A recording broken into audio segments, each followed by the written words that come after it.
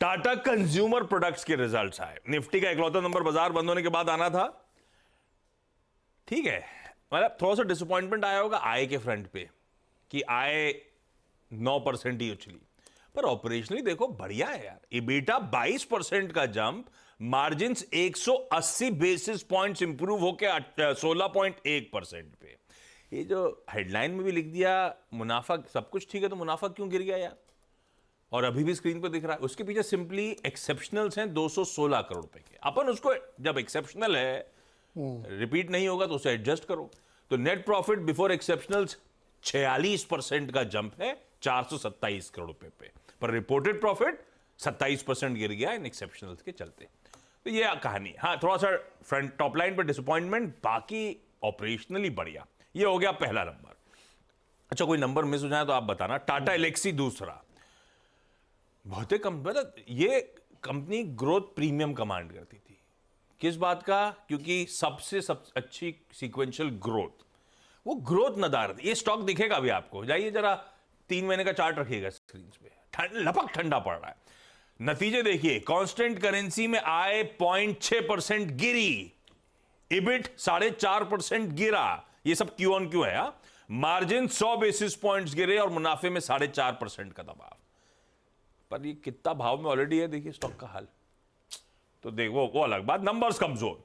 Nelco, NELCO, वो Tata group वाली, कमजोर नतीजे।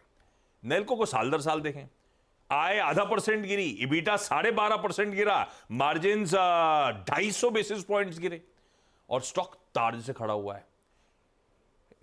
लंबी चार्ट छोड़ उठाएंगे तो मजबूत है। तो जो देखते हैं नतीजों पे रिएक्ट कैसे करेगा। हालांकि कुछ लोग कहते हैं सीक्वेंशियली भी देखना चाहिए, वो भी रख दूंगा स्क्रीन पे आंकड़े।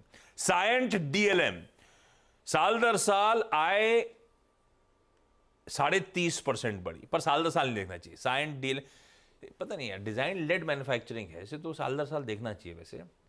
खैर, मैं दोनों रखता हूं। आय 30.5% बढ़ी साल दर साल, इवन क्यू ऑन क्यू वैसे 13.25% का जंप है। साल दर साल इबीटा 19% बढ़ा, मार्जिन लेकिन 100 बेसिस पॉइंट्स कॉन्ट्रैक्ट कर गए।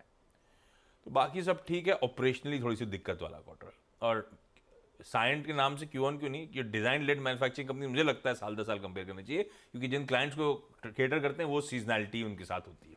तो साल दर साल तो नंबर्स फीके हैं, मार्जिन में भी दबाव है। ICICI prudential life insurance, total APE 9.5% का साल दर साल jump. Value of new business 26.5% गिरा। Value of new business margin, एक तो धंधा गिर गया नया, और उसके मार्जिन 32 से गिर के 21.5, मतलब हो गए 1050 बेसिस पॉइंट्स का कॉन्ट्रैक्शन, और मुनाफा 26% गिरा। नंबर्स कमजोर दिख रहे हैं। नंबर्स गजब के दिख रहे हैं 361 वैम के, जिसकी कल सुबह आप चर्चा कर रहे थे भाई साहब। साल दर साल आय 62% और क्यू ऑन क्यू 34% बढ़ी। क्या बात है। मुनाफा साल दर साल 55% और क्यू ऑन क्यू 24% बढ़ा, पर स्टॉक भी चला हुआ है, ये हमेशा ध्यान रखना है। लेकिन नतीजे बाकी अच्छे हैं। IIFL फाइनेंस, ये कह रहे हैं भाई वो जो RBI का स्पेशल ऑडिट होना था कल से शुरू हो चुका है, हम कोऑपरेट कर रहे हैं। आपको याद होगा वो न्यू गोल्ड लोन्स के डिसबर्समेंट रिलेटेड सवाल उठाए गए थे, रोक दिया गया था वो डिसबर्समेंट, और उसके बाद स्पेशल ऑडिट था। इसका शुरू हो गया, तो मेरे ख्याल से जेम फाइनेंशियल का भी अपडेट आना चाहिए साथ, जेम का उनका भी स्पेशल ऑडिट की तैयारी हो रही थी। पूर्वांकरा, वो रियल एस्टेट कंपनी कह रही है मुंबई का एक चकाचक इलाका है पाली हिल, खुद महंगा इलाका है। हाँ, तो ऐसा लग रहा है। वो कह रहे हैं हम रीडेवलपमेंट प्रोजेक्ट के लिए प्रिफर्ड डेवलपर हैं।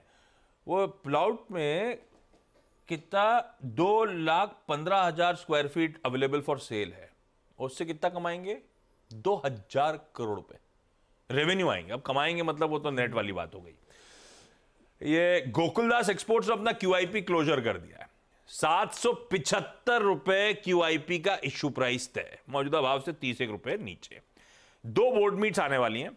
क्राफ्ट्समैन ऑटोमेशन की 27 अप्रैल, 27 मतलब आज 24 हो गया, मेरे ख्याल से फ्राइडे को हो गया, 27 नहीं 27 सैटरडे हो गया। सैटरडे को बोर्ड मीट है भाई क्राफ्टमैन की। फंड रेजिंग है इक्विटी इशुएंस के जरिए। एमी ऑर्गेनिक्स की 26, यानी कि इस केस में फ्राइडे हो गया, बोर्ड मीट है। फंड रेजिंग पर प्रेफरेंशियल इश्यू करेंगे, ये भी इक्विटी फंड रेज करेंगे, इसलिए दोनों इंपॉर्टेंट। अच्छा, एक मिनट, ब्रेक का टाइम हो गया, लेकिन कुछ इंपॉर्टेंट है। कल बाजार खुलने से पहले लार्ज ट्रेड्स हो गए थे ब्लॉक विंडो पे, वो बैंक ऑफ बड़ौदा और बंधन में वो अपडेट आ गया है। यूरेका फंड है, उसने माल छोड़ा था और सोसाइटी जनरल ने वो सारा माल खरीदा। वैसे ये दोनों के बीच में ट्रेड बहुत सारे स्टॉक्स में हुआ है, पर वो विंडो में हुआ है, इसीलिए इसको चर्चा कर लेता हूं। सोसाइटी जनरल ने 3 crore 26 lakh shares bank of Baroda के खरीदे, यानी कि यूरेका ने बेचे थे, और बंधन बैंक में सोसाइटी जनरल ने 1 करोड़ 21 लाख शेयर्स खरीदे। ये वो दोनों लार्ज ट्रेड्स का अपडेट है। चलिए मैं ब्रेक ले लेता हूं, ब्रेक के उस पार लौटूंगा तो आज का इवेंट्स कैलेंडर और कमोडिटी स्ट्रैटेजी।